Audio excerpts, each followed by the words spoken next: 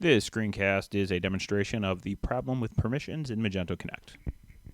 So in a working Magento system where permissions are set correctly, you're able to pretty easily install a Magento Connect package. If we look at our module folders, we'll see there are currently no extensions in the Pulse Storm folder that begin with the letter C. But if we go and install our Chaos module, Magento Connect reports that, hey, I was able to install it, I'm clearing my cache, you are good to go. And if we then go look at the file system, there is a folder there, which means Magento Connect was able to create everything it needed to, and Magento Connect shows it as an installed package. This is everything working as it should.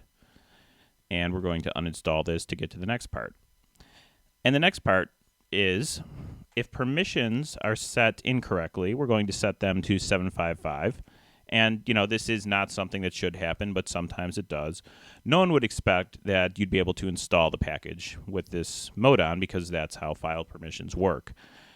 However, if we attempt to install a package where the permissions are incorrect,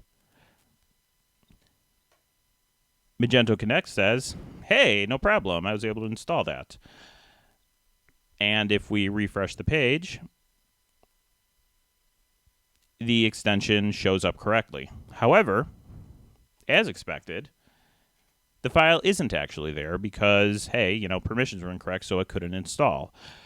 Magento Connect should not report that something was successfully installed if it has not been installed. That's clearly an error, a bug, a regression, whatever you want to call that. That just causes mass confusion with merchants who are trying to install extensions onto their store.